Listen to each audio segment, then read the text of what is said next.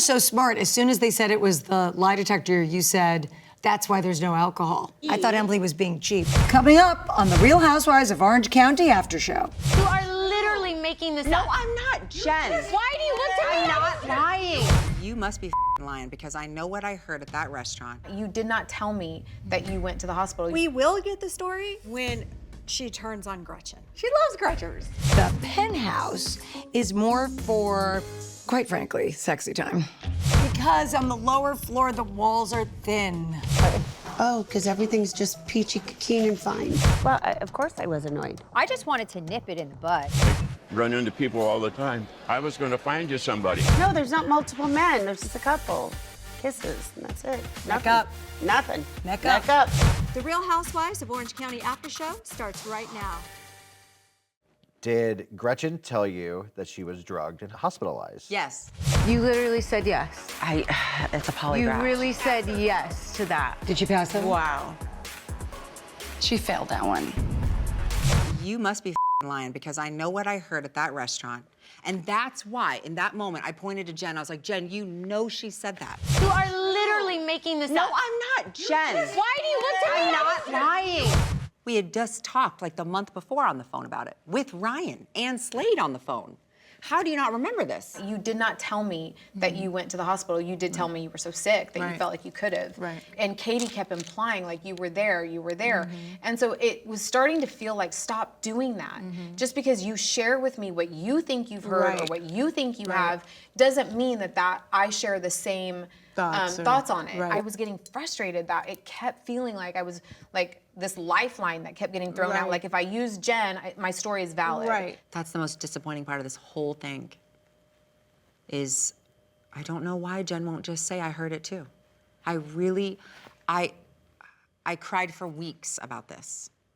Why would you want to see me get annihilated? Why wouldn't you just say, hey, Gretchen, I think you did slip up and say that? Like, in the lie detector test, when it was like fail, I thought, oh my God. That was a heartsick moment for me because I was looking at Katie at the other couch, knowing that like this moment is horrible for her, but yet I can't save you anymore. Here's the thing about Jen. I can't remember anything. Jen is the one person that could clarify Yes. everything that was said and what happened, and you can't get a clear answer from her, and that is what is frustrating for me. Well, evidently. Because Gretchen's gonna have her story, you've got Katie who has her story, and then Jen is really like, Jen could be the truth in all of this, and I feel like it's like she wasn't there. It's like, was she in the bathroom the I don't whole know time? we all heard it. It was me, Matt, Ryan, Jen, Gretchen, Slade. We were all commenting on how up it was. Did Matt talk to Slade a lot? He doesn't talk to Slade anymore. When we were in New Orleans and Slade called him, I don't know how many times over and over and over. Slade called Matt and said, tell Katie to say that Gretchen never said it. Slade even called Matt and said, don't share this. I think Slade calling Matt like 20 times in a row, frantic, you know, texting him like 911. Why would he do that if I just made this up and lied about it? He wouldn't. When we will get the story is when she turns on Gretchen. Jen? Yes. Jen's not gonna turn on Gretchen. She loves Gretchen. She loves Gretchers. I think Jen, to her core, is a very kind person. I think that when she saw that I was getting in the mess, she didn't want to get in the mess. And that's why she's like, I didn't hear it, because she's friends with both of us, or she was friends with both of us. I felt like you girls as a whole were starting to look at me like, well, Katie said you were there, or Katie said you heard it, or Katie said, and that's where I was like, come on, Katie, start speaking for you. If you think and feel that way, that's fine, but stick to what you think and feel. And stop grouping you into me it. with your same thoughts and feelings. And sometimes we were very aligned in the way we thought, and sometimes I felt different. When I came to your house, I didn't know what to expect. Well, look, I made a conscious decision when I went and opened the door to make you feel welcome. And you did. You think you can get rid of me that easy? Look who it is.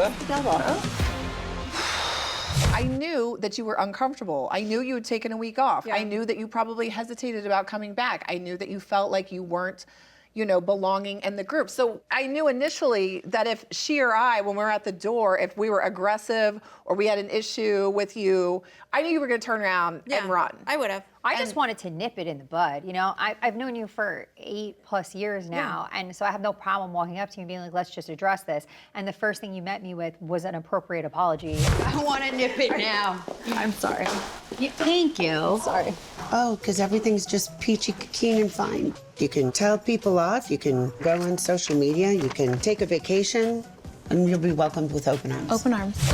Well, of course I was annoyed because we'd had conversations for a couple days after Tamra left about all the ramifications and all the people that were affected by her irrational choice. She put on her Instagram, it was a long run. When life gives you real problems, this reality doesn't make sense. Peace out, I'm out.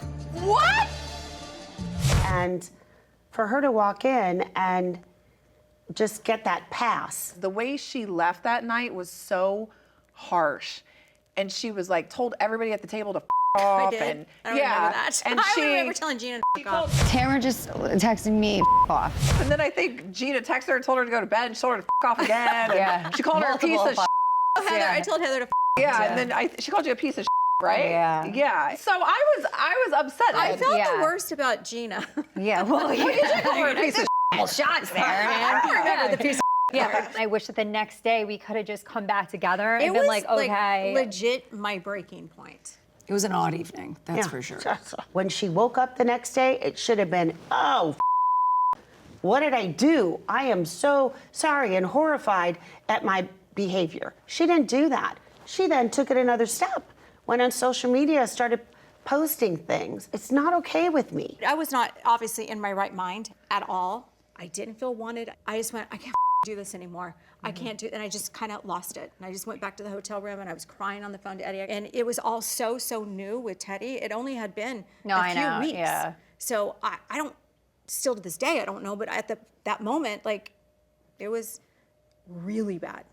Probably the lowest I've ever been in my life. Then how did you recover from that and come back up? Because then you did come back. Because having a week off, going to see Teddy, having her tell me, don't be a quitter, going to Big Bear, I have Eddie, I have the dog, we're playing in the snow, done. But that's the thing is, I knew what that was, so it was very easy for me to be like, oh, okay, if you're gonna say you're sorry for that, I'm just gonna move on. It's not something that I felt wounded by or I had Well, and to that's like. why I like both of you so much, is because you do move on. I do feel like there's a general respect here where like, I don't think you would have walked into that house and apologized to everybody.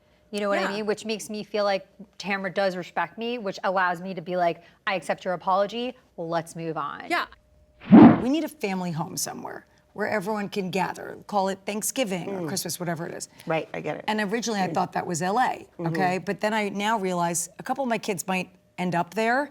No one's gonna stay over at my house. They'll come for dinner and they're gonna leave. Right. So I need a different place to get them captive.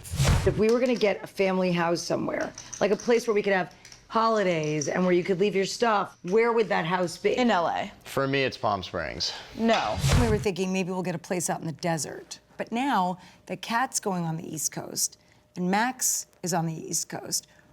Now, who knows? What if they love it and they, like, look at your girls. You just don't know where they're gonna end up.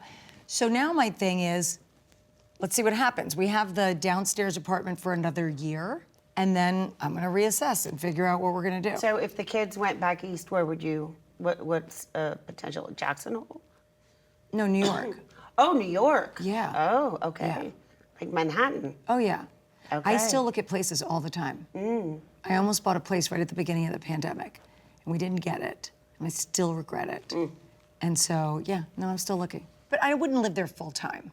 And, you know, like someday I'd like to do Broadway, and, you know, I would totally live there for a while. Love it. So, do you still have the 2 units in your apartment building? We still have 2 units. What I do is so stupid. Have I told you this? We sleep downstairs with the kids, and then I left all my stuff upstairs.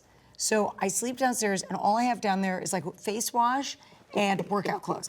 And I put on my workout clothes, and I take Ace to school, and then I go to Pilates, and then I go back to the apartment, and I go upstairs apartment, and that's where I shower, I get dressed. My desk is up there. I have a little podcast studio up there. But then I go pick him up, and then we have dinner downstairs. You know, it's so dumb. We just go up and down. So in this episode, you say the penthouse is for sexy time. The penthouse is more for quite frankly, sexy time. Because on the lower floor, the walls are thin. I have to say, hearing Terry say, you have to do reverse cowgirl was something. 1, 2. I do you. Tonight, hopefully. As long as there's reverse cowgirl. Yeah, well, remember when we were in New Orleans and someone made a joke about me with missionary? I'm like, F you. Okay, well, I'll never forget. I think it was my second or third year on the show. We were all there in New York for the upfronts. Yeah. And we were going to dinner, and we wanted you and Terry to come. You go, no, it's time for hotel sex tonight. I mean, there's something to be said for hotel sex. It's good. I wouldn't know at this point.